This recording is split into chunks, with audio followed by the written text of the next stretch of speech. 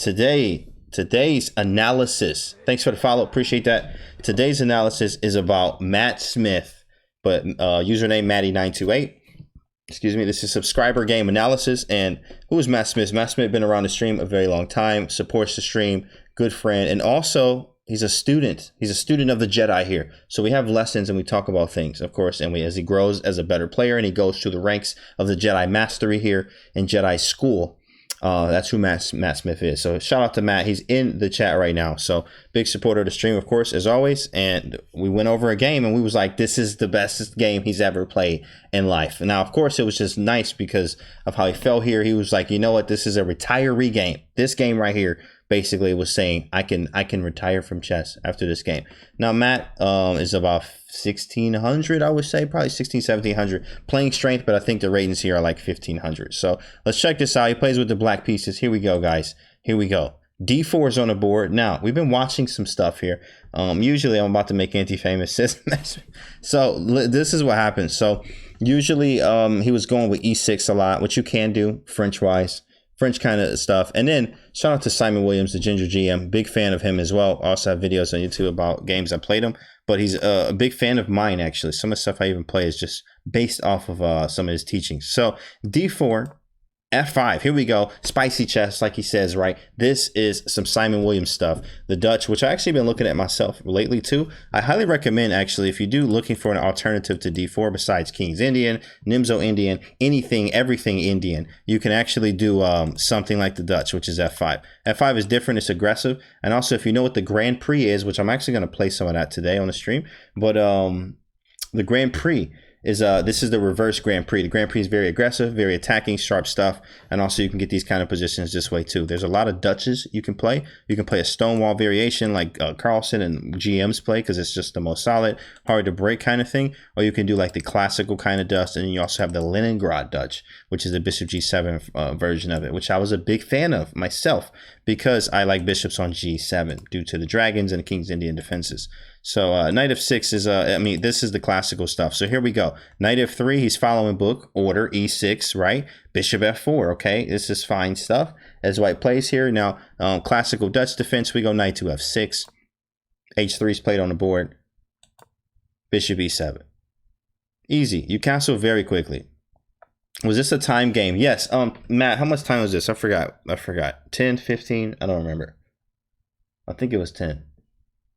Nice subscriber game analysis. Yes, KYLO. We're going to do a lot of these, actually. It's usually mostly for students, of course, students of mine, but we actually will do a lot of these. It was 10 minutes. Okay, so this was a 10-minute game. So bishop to e7. After bishop e7, OTB rapid game. No, actually on chess.com. Or Lee Chess, one or the other. I think it was Lee Chess, actually. But a3, yeah, it was Lee Chess. a3, and then castles. So after castles, e3 is played. And now you got a lot of moves here, guys. You have a lot of moves here in the Dutch. So, you know, what would you play here as black, guys? What would you do? If you play this as black in the Dutch defense, what do you actually do here? Black to move. E3, black to move. You got something to do. What is it? B6 is on the board. And that is from, it's actually highlighted in a different color here. Mac over here. Mac says B6. E4. 94, okay. 94 is a move. Absolutely. Feeney Chess says knight to e4. C5 to break open the center. I'm a fan of it myself. I'm not a Dutch player, but I would fianchetto my light square bishop with b6, bishop b7, okay. Knight d4, king c6, c5, knight c6. No one's played it yet. d6 from Visionary, b6. Here we go, guys. Here's the move. He actually played d5. Actually, what he played is d5 here. But the number one move in this position is actually c5 is the number one move. Now, of course, you could go d6 to play flexible. d6 is a flexibility move. So you can play knight d7 and e5 probably later. You just don't want to tell your hand yet. And c5 is also another one. d5 is very committal. Why is it committal? Because now this hole, you can never kick anything from the square except with a piece now. So you have to play on this here. So I would probably choose d6 over d5. But in this case, d5 is more clear and concise, like just saying, we're going to grab space in the center here, take over the e4 square, and we will give you the e5 square in return. So let's see what happens after d5. h4 was played, so he's pushing Harry the h pawn here, just like Simon says, right? But h4 is coming, h5, h6, trying to pry open some of the king side here. After h4, Matt follows up with c5. He goes c5 now. Time to be aggressive, he says, because I'm castled. I always tell my students here, when you castle is game time. So it's time to do stuff. So he plays c5 and trying to be aggressive. Knights work best behind the pawns, not in front of them. So c5 is good, to follow by knight to c6 for development. Harry says Liger, Babe Liger. That's right. That's right. So, all right. So here's what happened. c5, h5 was played. Now, h5 is on the board, guys. What are you going to do here? He's trying to push this pawn right in your face and just laugh at you. Trying to bring his brother and all his friends with him. Right behind this pawn, he's trying to bring his whole army. So h5 is played. What do you do about it? Visionary says h6. h6 for show, says Sack and Savage. h6 from Feeney.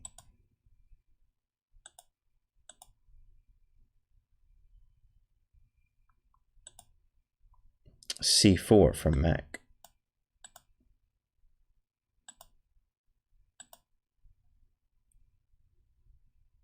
g6. g6. Here, bro. Hey, front door's open. Here's the keys to my car too. Oh, and here's my bank account number. You can have all. You can have everything. g6. He says, jump off the deep end and take the pawn. That's g6 right there. Absolutely. Wait, go g6 if h6. Okay. Push. So just go. g6 says pawn gid.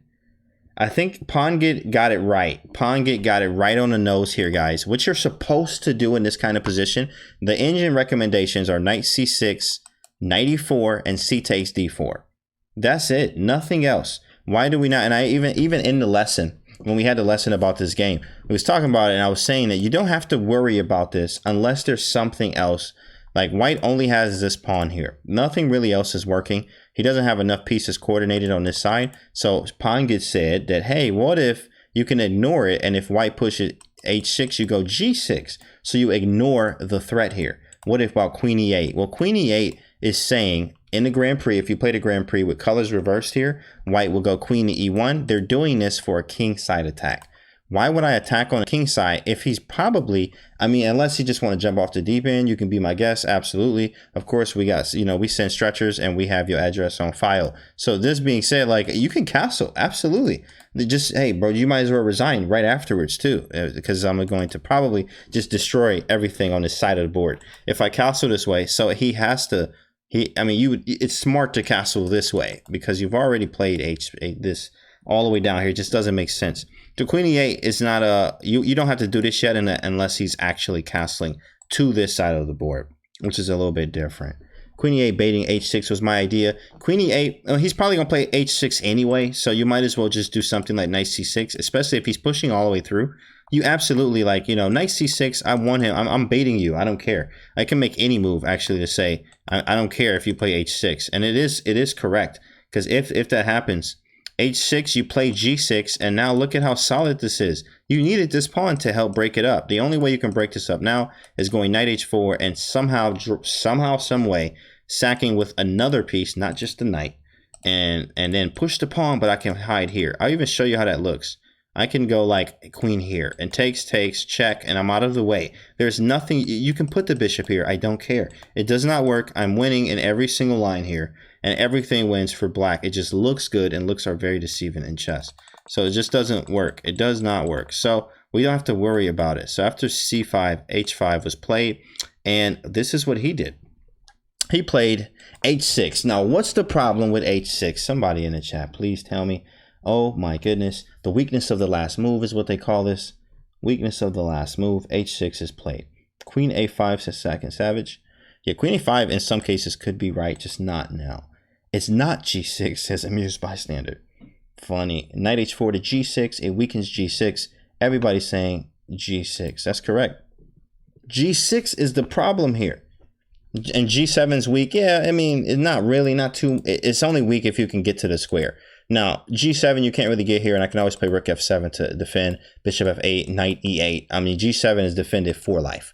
But g6 is not. And the problem here is that when we get pieces here, it's going to be annoying. But watch and learn here. After h6, knight to e5. He immediately takes advantage of this square here. Immediately he's on it. Immediately he's on it. So what Matt does is go knight to e4. Just be aggressive, put the knight in the center. But what you have to do first before we do anything else is get the rest of the guys out. So this is just an inaccuracy. Knight to c6, queen b6. Anything else, getting the pieces out is just a little bit better. Even knight d7. There's a rule I like to tell students all the time. When they cross the line, they got to go. This knight has to get out of here somehow, some way. Maybe knight d7 or knight c6. Get rid of him. Put the bishop here too if he does take with the bishop. Get rid of everything that goes to that square so that we have space and everything seems good. Now he plays knight to e4 and knight to g6 is played. Now here's the thing about this knight on g6. It looks excellent here. It's awesome, but you do not have a very, very clear plan of attack from right here, which is very interesting to say in this position. This knight is a monster on g6, but where is his backup? And if you don't have backup, then it's just sitting there. You're actually defending for me. If that is even a thing, right? Like this knight is helping defend everything else. Like you can't really get in here. So it's a problem, which is very weird in this position. Very, very interesting. Also, f3 kicks the knight. That's right. Yo, what's up, James? What's up, Straight Chess? How are you? So knight to g6. Matt goes rook f7. f3 is played. Now f3 is played. Where am I moving my knight? Someone in the chat tell me, where did Matt move his knight to? Where did Matt put the knight?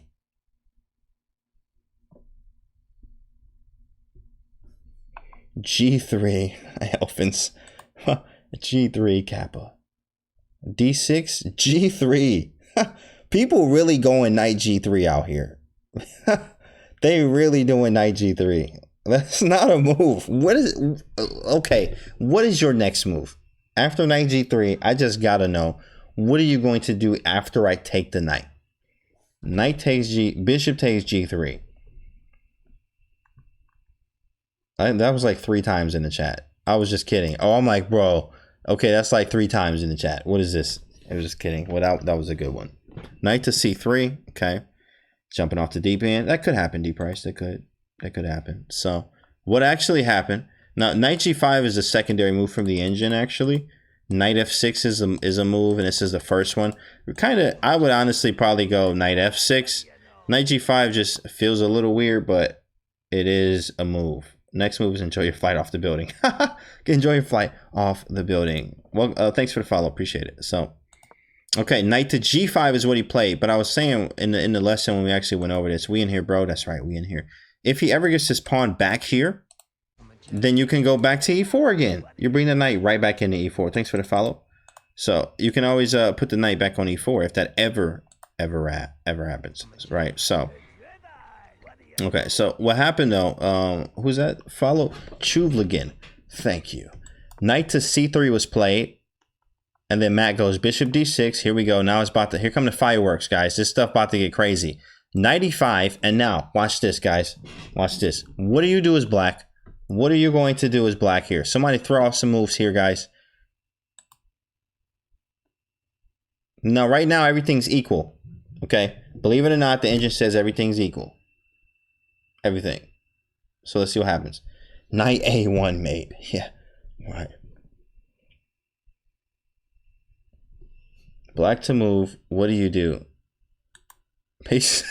Elfins is like, pieces develop when? Like, when are we developing again? What do we do with these pieces? I don't even know. I don't even know. Knight c6. Take the knights. Bishop takes c5, knight c6, resign.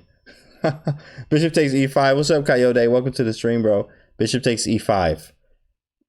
King b1. So what it is actually, bishop takes e5 is correct, guys. That's the move from the engine. This is an equal position. It's supposed to be bishop takes e5. Remember the rule. You know, when they cross the line, they got to go. All my students know this. They have to go. So you take it and then develop knight c6, but it's kind of hard to do that. Feta Master. Yo, shout out to Feta Master in the stream right now. Look at him with the big purple sign, the check mark right there. He's a big fellow for real, for real. Welcome to the stream. Feta Master is in the building and he is a streamer. Shout out to you, bro.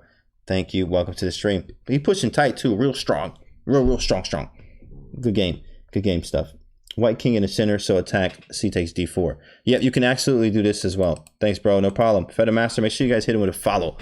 Shout out to Feta Master hanging out in the chat with us today. I think it's SO, Shreya Chess. They just set it up. They literally just set it up. Just set up that command like 2 streams ago. Maybe it was even the last stream. But here's what Matt did, guys. Here's what Matt did. Okay, so first off, guys, let's do multiple choice here. Did he A, jump off the deep end all the way down with a smile? Did he B, okay, did he B, call a stretcher for himself and get it delivered to his address? Or did he, you know, number C here, letter C, right? Did he go like rook E7 or rook C7? Did he go A? Did he jump off the deep end? Did he send a stretcher to himself? Or did he move this rook? What does he do? Captain says C, he moved the rook. Okay, Feta and Canty in the dojo. That's right, it's some monsters here. B, send a stretcher. C, he moved the rook. So here we go, guys. Here we go. Here's the answer. Here's the answer. Matt Smith chose A here and jumped off the deep end all the way down with a smile. Absolutely. Found the nearest building, jumped right off of it all the way down. Queen B6. Now, of course, we can just take this, right? Knight takes F7. It is a move. But hey, you know what? Guess what? He had a companion. He jumped off with him. So Matt jumping off.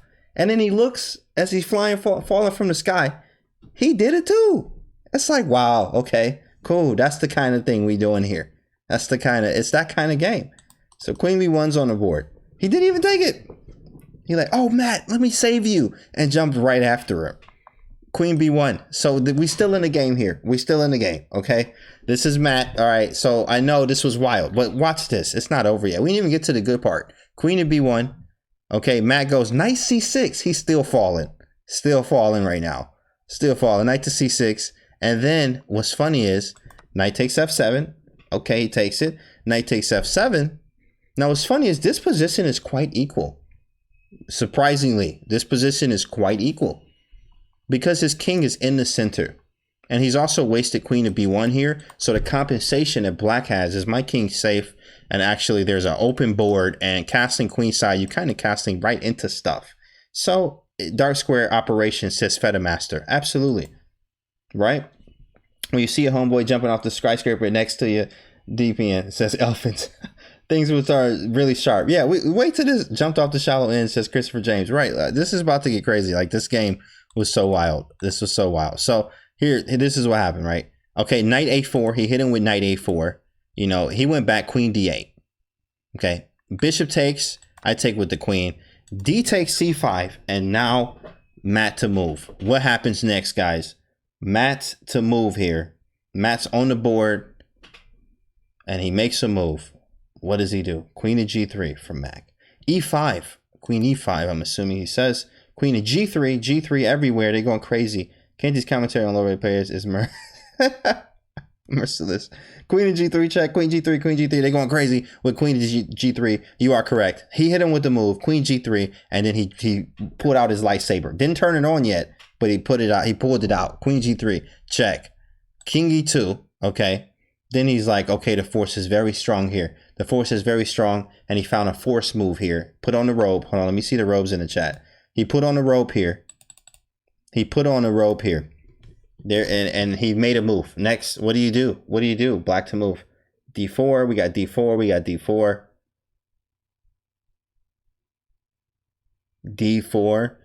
A lot of D4s. 91 mate. B5 from Feta Master. Ooh, that's nice. B5. I see you, big fella. Of course, Feta Master gonna come with the moves. B5. B5 everywhere. There go the robes. B5. B5. F4. F4. We got some F4s here. Here we go. He put on a rope here. And I like B5. I also mentioned B6 was a thing. But what he did, KF32, mic drop. Shout out to Matt right here. He says KF32, mic drop. Correct. Bishop to D7 is what he chose here. Now we know where he's going. We know where he's going. And what I was looking for is like, can you like double sack here? I mean, can you do any of that stuff? But I like B5 too from Feta Master. And I also thought myself B6 for Bishop A6. But he put on a rope here. No, a robe. R-O-B-E, a robe. So Bishop to D7, Bishop G4, or Bishop B5 is coming. So C3 was played. Okay, then he brought the knight in. He's like, all right, I'm about to hit this man with the saber. Here we go. Rook H3 happens. Boom, boom. He hits him with the check. Bam, hit him with a check one time. Okay, he pushed up because he was like, you know what? I probably need a square for my king if I'm about to run this way. Because what happens if I run this way? Well, shoot. I mean, GG, have a good day. You can't go anywhere. You can go back here if you like, you know, but it just only prolongs what's about to happen. It's just ridiculous. This is, start a new one, big fella. It probably is mate in here somewhere too, actually. I think it is here. No. Well, close to mate. Very close. There's a mate in here, right? So we push C4 to get out of here. Actually, that's what he did. C4 is here, right? C4 takes. He went king B2, queen here, king C3. Now the king's on C3. Crazy attack, says Fedemaster. Got crazy here from a Dutch position. Black to move. How do you finish this? Do you finish this? Do you jump off the deep end again, or do you make it happen? What do you do? Black to move.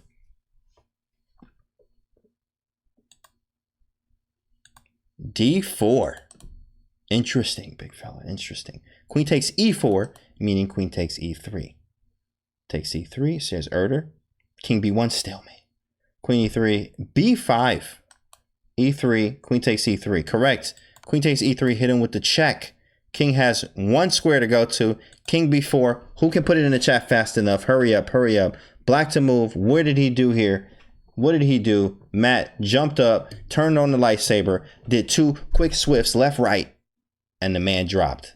The man dropped. Two quick swifts.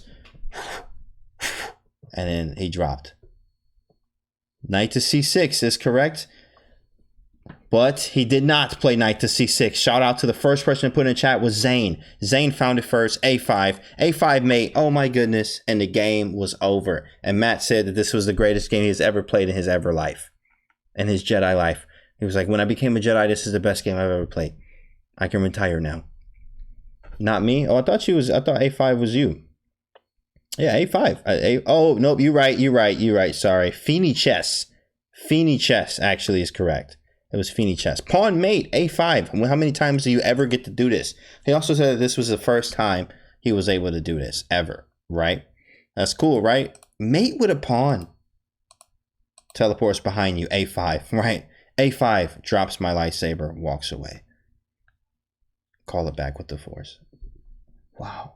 Beautiful, right? Good game. So now let's check this again from the beginning. He played a Dutch. It got all crazy. We go D5, C5. You don't have to play H6. You can always allow him, again, a lesson here. If they push in his pawn, if you can push past them, just do it. So, but he did play H6. It got crazy a little bit. 94 came in. Rook here. F3, right? Elegant. Yeah, nice mate. Absolutely. Knight C3, bishop D6.